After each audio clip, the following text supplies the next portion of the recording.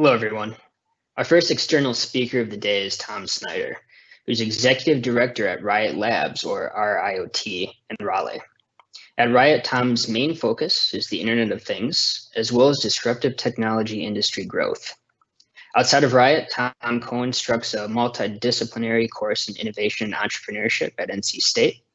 He's also held an executive leadership role focusing on wearable tech, and he's also spent 2 decades in product development and technology incubation.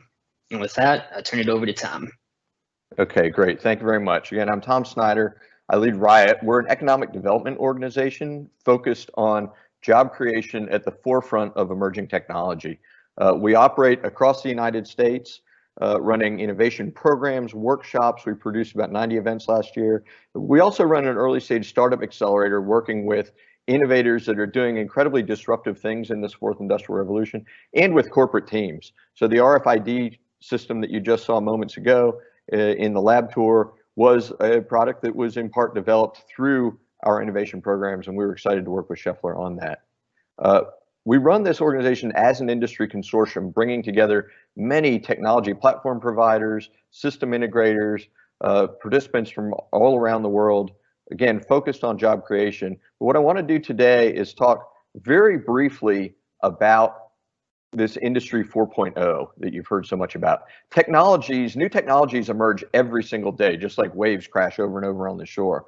But it is incredibly rare for a whole lot of technologies to kind of happen at the same time and create this tidal wave that we call an industrial revolution. There have only been 3 before, right? Steam power that really invented the manufacturing industry or enabled it to be created. Electricity, which completely changed the game, and then computers and information technology, again, which was foundational to changing everything about what we do. And really, we're in the middle of, or the early stages, really, of another industrial revolution called the Internet of Things. Fundamentally, this is focused on moving from microelectronics to nanoelectronics age. We are now able, through advances in semiconductor technology, to put sensors anywhere.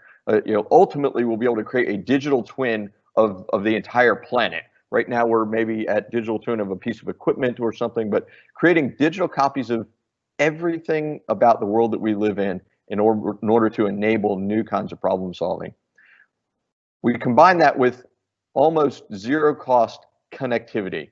4G and emerging 5G enables us to move data from anywhere that it's created, and it's created at the hardware edge, to wherever we need to do intelligent processing. It costs almost nothing to store that information. So there's very little restriction on collecting as much information as we can to feed our AI and machine learning systems and so on. And compute has gone down incredibly low in cost. If you remember back not too long ago, it cost $1 billion to sequence the genome. Now it's only $100 or so. Talk 4, 5, 6 orders of magnitude of cost reduction in computing power in just the last couple of decades. And finally, because we can build these nanoscale systems and we have really efficient new radio protocols coming out and energy harvesting advances in thermoelectric harvesting, motion harvesting, solar harvesting, we're now able to build self-powered autonomous systems that can collect data in real time, all the time, that enables massive innovation. So bringing all of this together, what it means is that when it costs almost nothing to collect data, to move data, to store data, to analyze data, to do processing on that information, anyone can become an innovator. And the only wrong strategy is to do nothing. If you continue to do business the way you've done business in the past, you will be disrupted. So I want to give a few examples of where we see this. But as I do this, and as you think through the whole rest of the Innovation Day today, really keep in mind the first principles of business, which is it's really not about technology. It's about serving a market need. And most new technologies, in our experience, working with corporate innovation teams and working with startups, are focused on using technology first to do the same thing you've always done, but just do it more efficiently. And that is important. There is competition. You need to be better than your competition. But if you're just on a race to the bottom on doing things at a lower price, that is not a long-term sustainable strategy. So really think about how can these technologies enable you to create incredibly new value and look closer to your customers. The automotive sector, I think, has not done a great job of this historically. If you think about the last several decades, there have been incredible adoption of robotics and automation and other tools to make it more efficient to produce vehicles. But there was a lost sight a little bit that the purpose of the automotive sector is to get people from point A to point B. And a bunch of smart software folks out in Silicon Valley said, you know what, I don't even need to know where a car is. As long as I know where a driver is because I know where their phone is, I can provide ride sharing and do a completely new value for the market, leveraging this incredible piece of hardware that I'm not capitalized to build. It was a misstep, I think, by the industry to not say, hey, we know where a vehicle is. We can make something that is really hard for anyone else to do. There's an incredible high barrier of entry to enter into a manufacturing sector. But we didn't realize that we need to digitize these products and provide additional value from them. There is the opportunity for the sector to take that back over using ride sharing as just one example, but we'll see what happens. It could be that these software companies get so large that they just swallow up the manufacturing industry. That's the kind of threat the digitization has if you're not embracing and bringing it into your own organization. Hardware fundamentally now increases in value. No longer is this just a depreciable asset that as soon as you buy it, you start to depreciate the value of that piece of capital infrastructure or that piece of physical good that you manufacture and produce. By bringing sensors and connectivity and connecting things to the Internet of Things, you can create something, and as soon as you drive that Tesla off the lot, the software upgrades and that car has just gotten better. What this enables is us to move away from how do we do things more efficiently and create lower and lower and lower cost products. We'll still do that to some degree, but also how can I charge a higher premium because I can drive an outcome? Let me give an example. There are seasoned manufacturing professionals that are moving dramatically into the agriculture sector. Agriculture at scale is manufacturing. You look at a company like Walmart, one of the companies that puts the highest pressure on their suppliers for very, very low cost products. And you see even organizations as price sensitive as that saying, I will pay a premium for quality assurance. If you remember, just a couple of years ago, there were hundreds of millions of dollars of completely good leafy greens, romaine lettuce, and other things thrown away because some of that product had E. coli. There was a public health issue, but there was no way of knowing what was the good quality and what was the bad quality product. And so everything had to be scrapped.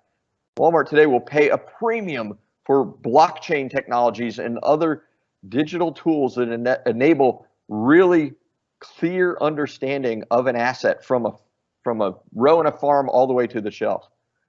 We want to see that same kind of application of value, of quality assurance as the product in every sector.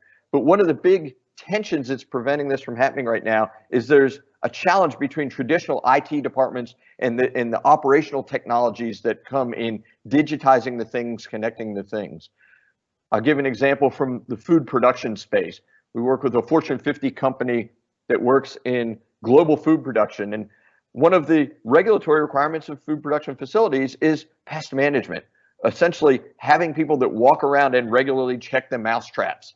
Well, with Internet of Things, of course, these mouse traps can become digital. They can self-monitor themselves. We can save money in efficiency, in labor, and real-time alerting, things that improve quality assurance. But the companies that have these kinds of solutions come into a facility and they don't want to connect all these devices up to the existing IT systems and the existing Wi-Fi networks and things. It's really, really complicated. It is cumbersome and expensive. Cybersecurity is very difficult to manage. And so we're seeing a huge trend in industry of folks coming in, deploying solutions, and bringing their own networks with them through LoRa mesh networks or through cellular gateways with local Wi-Fi or other short-range wireless networks. I don't know that this is a sustainable thing. I don't think that you want to have 8 or 10 or 12 different networks in a Schaeffler facility. So this is an area where I think IT and OT need to get together and figure out how better to create interoperable, seamless ways to bring third-party solutions into a facility. Compute is definitely moving to the edge, and 5G is going to accelerate this, particularly the millimeter wave spectrum, the short-range spectrum that is going to be more for indoor applications are going to allow us to do incredible new things at the edge. virtual and augmented reality is probably one of the big cases where 5G and these new technologies in edge computer are going to enable new value creation. I would encourage, in the way that you heard in the Innovation Lab tour moments ago, not only to look at how can that improve my process efficiency, but how can I now create new digital projects that I can sell across my supply chain. I'll give an example here from the education sector where there is a limited ability to train technicians to repair big rig trucks and other things like this. Folks traditionally had to go into a lab and get hands-on with equipment to learn how to do repairs. Now with digital and augmented reality, we can create these digital virtual spaces for people to do that work in person, to go into classrooms where they can be taught how to do these things without the expensive labs. But more importantly, for that manufacturer, now they have a digital product to sell across the education sector. It's a new revenue stream, and it creates some stickiness towards their own customers buying their products because they know that there's a workforce available to continually maintain that product going forward. These Internet of Things solutions are really, really challenging in the number of layers in a total solution stack. No one is vertically integrated to do all of the things together. And so key to success, I believe, is going to be having really, really strong partnerships and incredibly diverse teams. You saw in the previous presentation this ability to come into Schaeffler's own innovation labs and work together on solutions. Don't think that you're going to be better at connectivity or at analytics or at some niche application that a technology provider like the rest of today's speakers are going to be able to speak on. Find ways to leverage what they're good at and keep your core competence at the front in partnership as you build these solutions out.